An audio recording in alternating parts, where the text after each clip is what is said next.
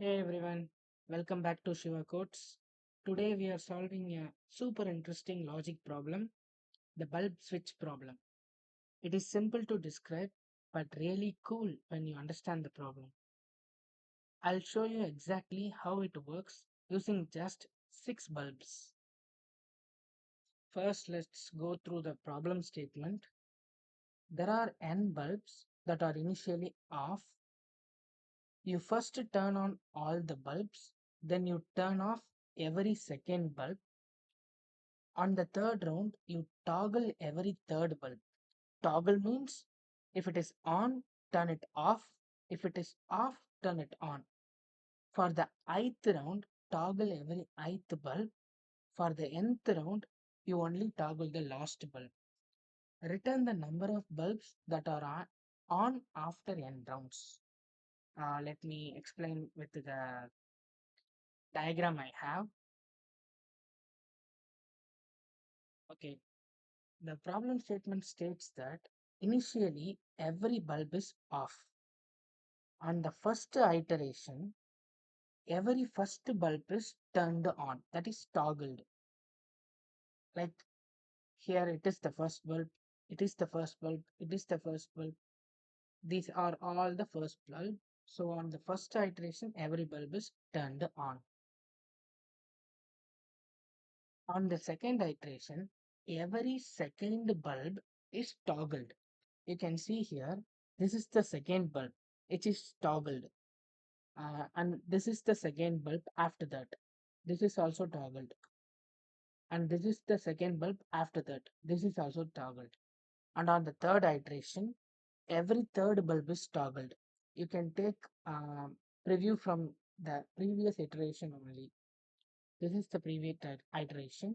This is the third iteration where every third bulb from the second preview are get toggled. You can see these two bulbs are as it is. This is the third bulb which is got toggled, and after that this is the third bulb after that. This is also toggled. Likewise, fourth iteration, fourth bulb got toggled. Fifth iteration, fifth bulb got toggled.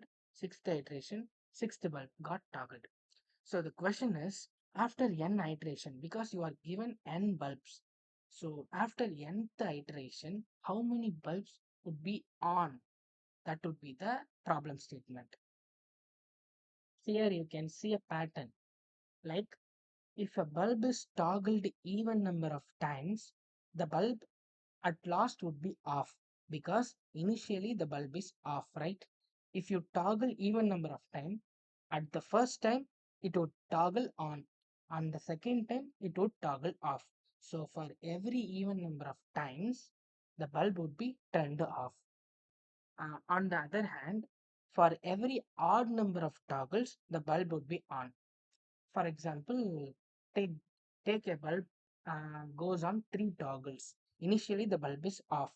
The first toggle, the bulb would be on. The second toggle off. Third toggle on. So, if the number of toggles are odd, then the bulb would be on. This is the pattern you can observe. Okay, Shiva, I'm clear with the pattern. But how do I find which bulb toggles odd number of times and which bulb toggles even number of times? To answer that question, let's go to this pattern. Look at the sixth bulb. The sixth bulb is toggled here for 1. The sixth bulb also toggled here for 2. The sixth bulb also toggled, you can see the transition, for 3. But it is not toggled for 4 and 5, but it is toggled for 6. So it is toggled for 1, 2 and 6. So every time the divisors of 6 are called, the sixth bulb is toggled. So for a particular bulb, number of divisors equal to number of toggles, right? Here you can see the bulb numbers and their corresponding divisors are given. For 1, there is only one divisor, so 1 toggle. For 2, there are 2 divisors, 2 toggle. For 3, 2 devices, 2 toggle. For 4, 3 devices, 3 toggle, and so on. Here you can also see For the numbers 1, 4, and 9, the number of devices are odd. Here you can see 1, 4, 4 has 1, 2, 3, 9 has 1, 3, 9. So for odd number of toggles, the final state would be on. So I have to identify what are the bulb numbers having odd number of toggles. Then only I can identify what are the bulbs are going to be on at the last. Interestingly, if a number has odd number of devices, then that number would be a perfect square. You can see 1 is a perfect square, it has odd number of devices. 4 is a perfect square, it has odd number of devices. 9 is a perfect square, it has odd number of devices.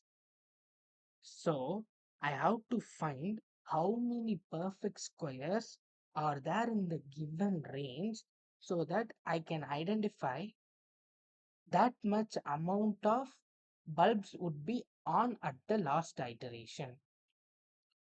This is the intuition. Now code it up to the solution. Now I have to identify how many number of perfect squares are there in the range from 1 to n. I'll declare a variable called bulbs for counting the number of bulbs. Next, I'll go to iterate from 1 to n. I'm checking if this perfect square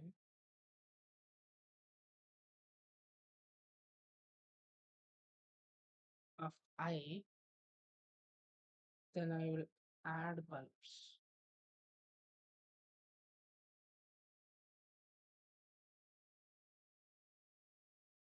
Last I will return bulbs.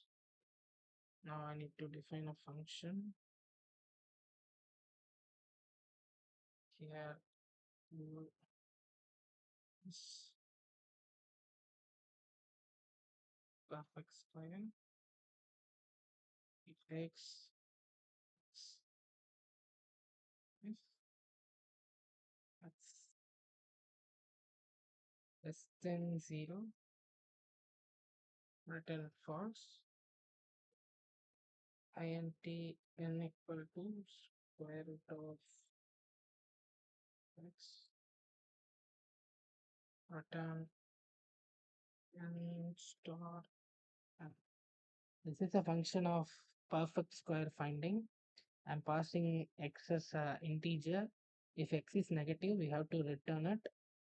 If x is not negative, I'm storing the square root of x in n. The value of n into n is equal to x means then x is a perfect square. That is x. That is the product of two square root gives the same number means that number would be the perfect square. That is the function. Let's run this.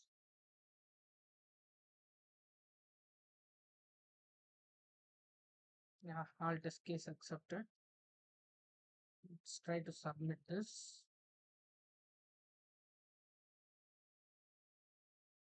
Yeah, it is accepted.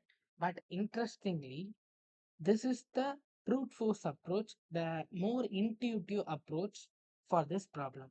However, there is an optimal solution for this also. Catch is we have to find number of perfect square until the range 1 to n, right?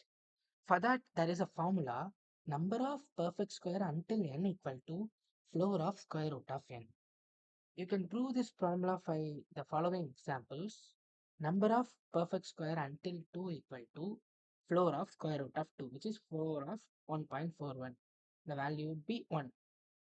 Means there is only one perfect square in the range 1 to 2. That number is 1. Number of perfect square until 5 equal to floor of square root of 5. The value would be 2. That means there are two perfect squares until 1 to 5, right?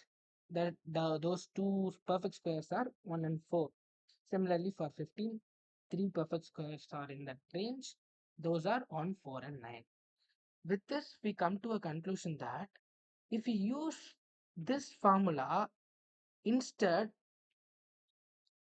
We can find the number of perfect square until n easily, right? And for that, I'm just commenting out the previous code.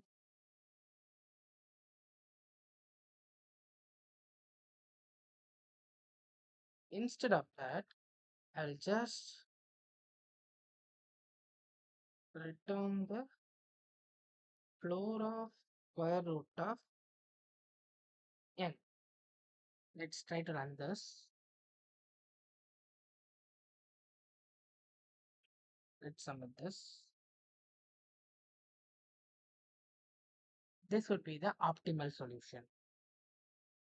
For the previous solution, the time complexity would be order of n because we used the for loop, and the space complexity would be order of 1 because we didn't use any extra space like array. For the optimal solution, the time complexity and space complexity both are order of 1. That's all for today's video. Thank you for listening. See you in the next one.